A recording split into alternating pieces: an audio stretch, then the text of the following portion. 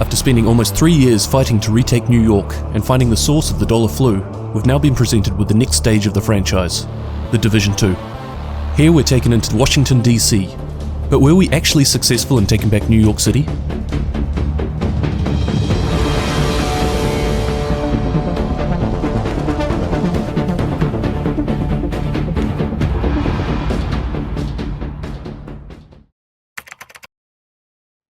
So let's assess the current situation in New York.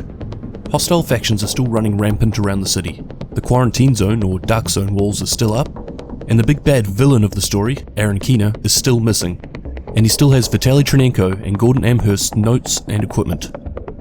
But before we label this mission as incomplete, we need to consider the role of the Division agents and why they were activated in the first place.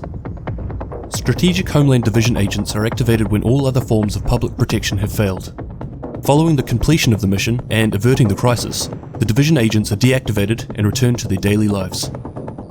So when the agents have brought the situation to a state where local authorities are able to take back control, they are deactivated. Keeping this in mind, we could revisit the previous statements. Although still quite active within New York City, the hostile factions, for the most part, are leaderless. Joe Ferro from the Cleaners, Lara Barrett from the Rikers, and Bliss from the LMB have all been taken care of, and in addition, their numbers are severely weakened. Although it's clear that the factions are willing to follow new leaders that have stepped up within, none of them have been able to fill the shoes of the previous commanders that were holding New York City for ransom. The JTF are now the dominant faction within the city, and are now in a much better position to put an end to the remaining clusters of rioters, cleaners, and LMB. The quarantine zone was set up to contain the sick while working on a cure for the virus, but it didn't take long for things to go horribly wrong. It quickly became a no man's land, being run by the growing hostile presence within. To see the quarantine walls come down would have been quite the symbolic end to the fight for regaining control of the city. However, it's only been 7 months since the events on Black Friday. Although the hostile factions are being brought under control, and Erin Keener and his rogue agents have left the area, there is still the original problem to deal with: the sick. Thanks to Dr. Kandel, there is a vaccine or cure in development, but it will take time to find and treat all of the remaining people in the dark zone. This was also delayed because of the unknown activities going on behind these walls, but thanks to the second wave, the JTF are now fully aware and more prepared. Erin Keener is gone. In his final recordings found on the West Side Pier, he states that he's long gone from the city, and he has no good reason to return. He has all of Gordon Amherst's notes and equipment, and he has the Russian scientist, Vitaly Tchernenko. Other than wanting to weaponize the virus in some way, we aren't overly sure of his plans at this stage, but it has since been confirmed that we'll be seeing him in Washington DC. So with Keener gone, the hostile factions being brought under control, and a cure found, it's fairly safe to say that the Division's job in New York is done. They're likely to stay on for a little while as more of a support role for the JTF, but in time will be deactivated, returning to their normal lives. The story around the Division 1 was based around the release of the smallpox virus and the finding of a cure, while also taking back New York City. The events of the Division 2 take place in the summer of Washington DC, 7 months after the initial outbreak of the dollar flu. Although the virus is still present, a cure has been developed, and the objective for the Washington's Division agents is more based around the events after society has fallen apart. During the initial phase of the crisis, important personnel such as the President, Secretary of Defense, and the Joint Chiefs of Staff were evacuated.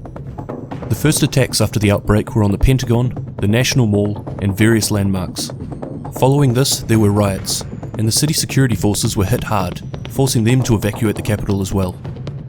Supply lines were cut off, and after a few days, survivors were forced to band together into communities, organizing themselves, taking up arms, and trying to rebuild what's left, rather than just rolling over and accepting their fate. At the same time, other groups started to form, but these groups were less about survival and more about taking advantage of the situation, using power and aggression to raid these communities for supply and control.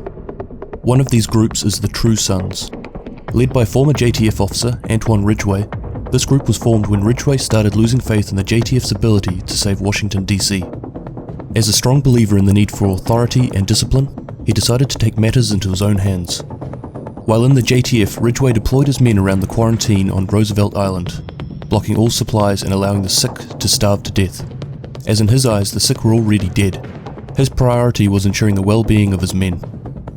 Eventually, the commander of the JTF found out and had him imprisoned, but but it didn't take long for men loyal to him to break him free. He didn't see what he was doing as wrong. He believed that he was the only one with the realistic and viable solution to the situation. And the betrayal of his fellow JTF officers only fed his distrust and rage towards the JTF and the government. He captured the officers that had him arrested and had them executed. And this is where the division comes in. Directive 51 was activated, and alongside the civilian militia, they launch a joint operation to take back the capital. The division in Washington, D.C. is going to be a lot more focused on the survivors and how they've been changing and organizing themselves over the last 7 months. So rather than blowing them up with barrels and shooting their dogs, assisting them and working alongside them is going to be integral to the success of the mission.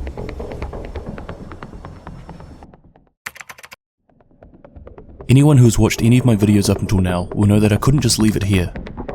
After reading through everything I could get my hands on regarding the continuation of the story into Washington, D.C., there were a number of red flags that popped up. In New York City, the virus was first released on Black Friday. On December 2nd, the virus was acknowledged as an outbreak. On December 3rd, the Joint Task Force was created. Skipping a number of key dates, Directive 51 was activated on the 18th of December. The Division 2 trailers state that we, the Division agents, who have been in the field for 7 months, are the last hope to stop the fall of society after the pandemic collapse. So it's fairly safe to assume that the agents in Washington were activated at the same time as the first wave agents of New York City. But where were they for the last 7 months? Perhaps in another city. But if this was the case, why doesn't Washington, D.C., the most heavily protected city on Earth, have their own sleeper agents within? Well, maybe they did, and they were sent to other cities to assist. But this still doesn't make sense as to why it would be left for so long before they were sent back to the capital, especially when it is stated so many times that if Washington, D.C. is lost, then the nation falls. Sure, it sounds like the JTF were doing a better job in Washington, D.C., at least to start with, but being that this is the capital, would support not have been sent back earlier, especially after the events of New York City? Yes, I know I'm starting to sound like Rick Velassi right now. Maybe I am Rick Velassi, put in place by Ubisoft to help build hype towards the next installment of the franchise. Nah, I'm terrible with accents. Buongiorno. I struggle enough already with attempting to make sense with my Kiwi accent. But what I think has happened is that the division agents in Washington, D.C. were activated on the 18th of December. But somewhere down the line, went quiet and disappeared. I think it's entirely possible that the man himself, Erin Keener, or agents close to him have spread the word and turned the agents over to his side, killing anyone who refused. Keener went missing from New York long before we found the recordings and evidence that he intended us to see. He could have been in the capital for months now.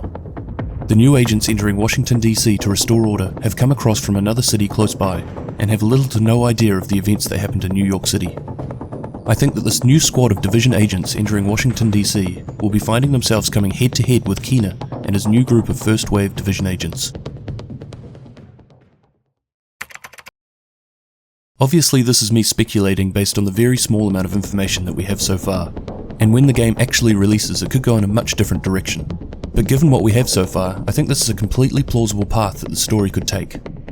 Or am I just getting a little bit excited and ahead of myself? Let me know, what are your thoughts? Thank you to my patrons who continue to support me regardless of what direction I tend to take these videos, especially Rex and Devereaux. It really is amazing to see how many people enjoy the content I put together. It continues to blow my mind every day. Thanks again everyone, and I'll see you in the next video. Cheers!